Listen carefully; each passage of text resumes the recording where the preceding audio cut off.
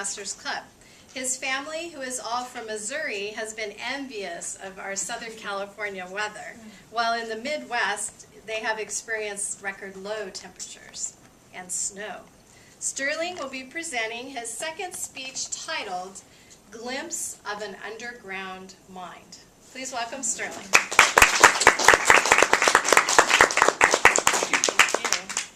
Do we need to move this?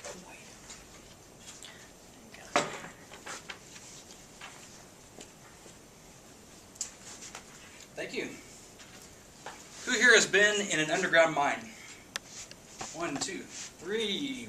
Whoa, lots of you. Wow, I wasn't expecting anybody.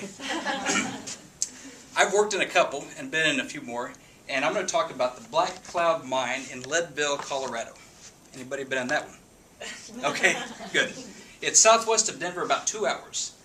And the purpose of my presentation is to give you a glimpse of what it's like to be underground. I'm going to talk about 3 main things. The first thing is personal protective equipment. What kind of gear have you got to wear to go underground? The second thing I'm going to talk about is actually going down in and experiencing what's down there. And the third thing is the activities that go on down there. So let's move right along. PPE, from head to toe, starting out, hard hat. You got to have that. You got to have a headlamp. It goes right here. It's hooked to a cord, goes to a battery, and you wear it on your hip. You got to wear safety glasses, earplugs, respirator, gloves, heavy coat, or at least a heavy jacket, because it's cold down underground. You need a heavy-duty belt that's sturdy enough to support your weight. We'll get into that later. You need a self-rescuer. It's a tin can about this big, looks like it's about the size of a mason jar. You wear it here. It protects you from carbon monoxide poisoning. Luckily, I never had to use mine. You need overalls that are waterproof. You need steel-toed boots that are rubber. It is not uncommon to be walking in water almost up to your knee. So let's go down into the mine. There's an actual mine shaft elevator, so we don't have to climb a ladder all the way down. And you climb into what is called a cage. It literally is a cage hanging from a cable. And this is not the standard elevator like the Hilton where you push a button and go to the floor you want. We're going to go 1,500 feet underground, and what we do is we call the hoistman to tell him where to put us. You do this by pulling a cord outside the cage, tick, tick, tick, that rings a bell where the hoistman is. And he responds with his own signal. And after a couple of back and forths and you understand each other, he takes you down. So down we go, 1,500 feet. Takes a couple minutes. We're almost there, and we start to slow down. And now we're here, and it's peaceful. And we walk out of the cage to a room about like this. If you've been in underground, you know what it looks like.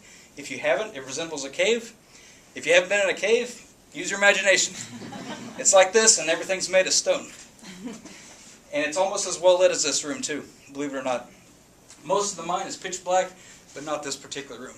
You look up at the ceilings, and there's big steel plates about this long and this wide, and they're literally drilled up into the ceiling. And that's to keep material from falling down on our heads. Small, faint odor of axle grease. Not too bad. It's actually a relatively clean environment, unbelievably so, because the kinetics are electricity and air. That's what powers most everything underground. There's not too many diesel-powered machines in this underground mine. So we come over here, and I see train tracks. And I see a light, and it's a train coming. And I can just barely hear the wheels gliding over the rails. But he's almost here, so I'm going to get out of the way. Because he's bringing in ore. The train has got ore cars, bringing in ore, and he's going to dump it over here into what's called a grizzly. And a grizzly is a big pit, and over the top is a heavy-duty cage so that it keeps big boulders from going down into the grizzly. And when that gets filled up with boulders, people like me jump in there with a sledgehammer and break the rocks to get them to go down. So where does the ore come from? Well, way down here at the end of this tunnel is what is called an ore pass. Let's just jump in the car. It's only about 4 feet high, and take a ride. So we'll go down maybe 20 minutes or so, and we're at the ore pass. Basically, an ore pass is a small tunnel that goes straight up in the air, maybe 100 feet or so. And there's miners at the top of this ore pass, and they're loading ore into the pass. But it's not falling out, because about 6 or 7 feet up in the air, there's a clamshell gate holding it. And what we can do from down below is with kinetic air-powered gates, load the ore cars with the ore. Now sometimes, kind of like the Grizzly, boulders hang up in the ore pass. And this is a problem because now the ore won't flow down anymore. So this is when it gets fun.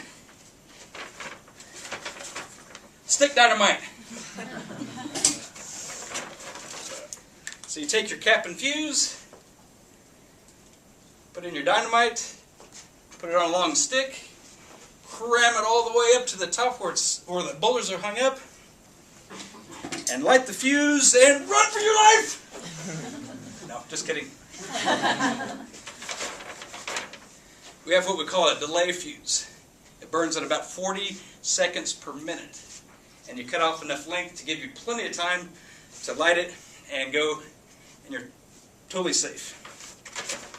So that concludes the tour. Hopefully you have an appreciation for what it's like to be in an underground mine. I certainly had a better appreciation for the camaraderie and the teamwork and just the way the miners all care about each other. It's a very dangerous line of business, and everybody's got to look out for each other. So, all in all, it's kind of like a little family, which is really neat. Thank you.